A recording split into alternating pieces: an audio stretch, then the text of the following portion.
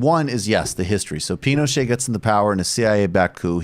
If you're from one of countless nations that the United States CIA has overthrown to prop up some sort of fascist dictator and or corrupt kleptocrat, of course, because Allende was trying to implement a coherent ideological platform which would challenge the institution of capitalism, the CIA helped a fascist general named Augusto Pinochet stage a coup to overthrow Allende in 1973. In 1970, Democratic Socialist Salvador Allende became president of Chile. It was the first time a Marxist had been peacefully elected to lead a liberal democracy. In response, the CIA quickly moved to overthrow Allende via a military general named Augusto Pinochet. Pinochet had been appointed as commander-in-chief of Chile's armed forces by Allende himself, but with material support from the United States government, he overthrew Allende in a military coup on September 11, 1973. So when, for example, Richard Nixon and Henry Kissinger gave the go-ahead to back the CIA to lead a coup against the socialist Salvador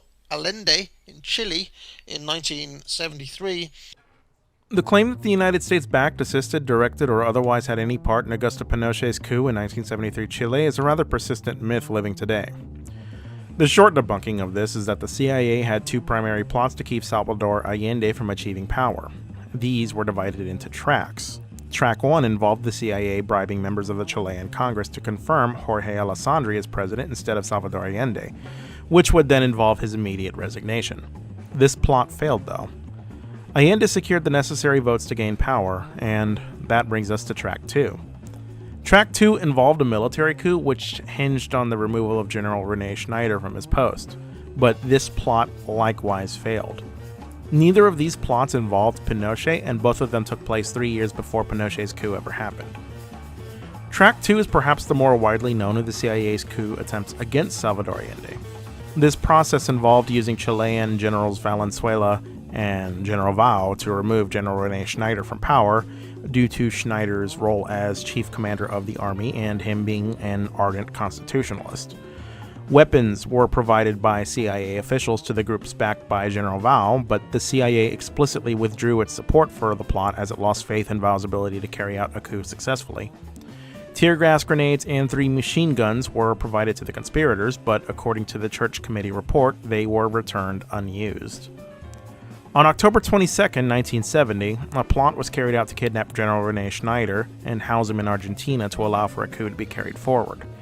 5 individuals attempted to kidnap Schneider in an ambush, but Schneider drew his pistol and fired upon the plotters. Schneider was shot in the scuffle several times and died 3 days later of his wounds. The failure of this plot backfired massively against the CIA, and his political sentiments grew, that the military was to remain an apolitical institution.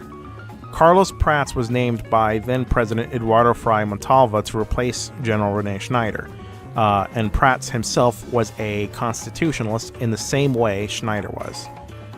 Relevant here, perhaps, was the order against General Vao from carrying out his plot. Quote, "We have reviewed your plans, and based on your information and ours, we come to the conclusion that your plans for a coup at this time cannot succeed. Failing, they may reduce your capabilities for the future, preserve your assets, and we will stay in touch." End quote. Now, this doesn't totally absolve the CIA of responsibility, but ultimately this plot was unsuccessful and unrelated to that of Pinochet's. The relevant background here is Chile's economy and political situation prior to the coup was in rapid decline, so much so that prior to Pinochet's coup was another attempt called the Tanquetazo. It was a failed 1973 coup by Roberto Super.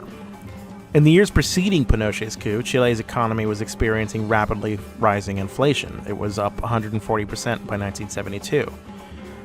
Businesses, student groups, and labor forces had become disillusioned with Allende's presidency, and they protested with a 24-day strike, some of this arguably backed by the CIA.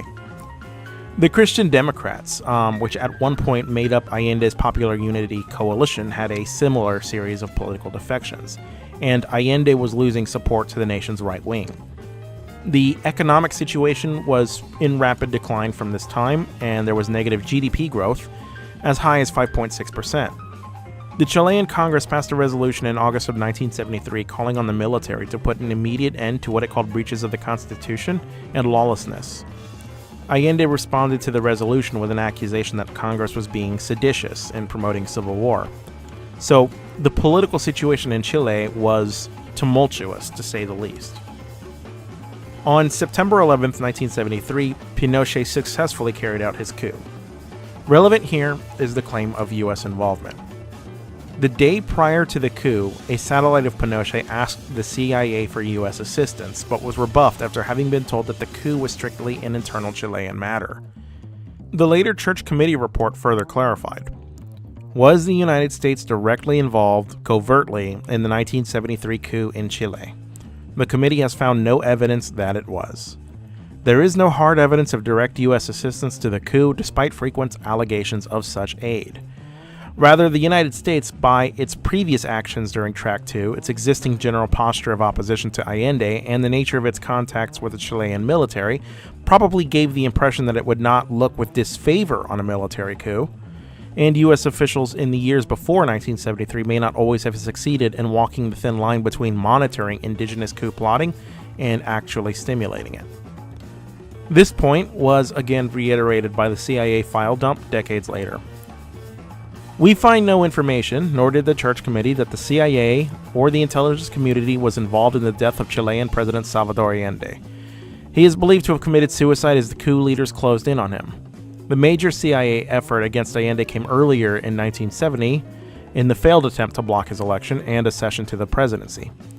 Nonetheless, the U.S. administration's long-standing hostility to Allende and its past encouragement of a military coup against him were well known amongst the Chilean coup plotters who eventually took action on their own to oust him.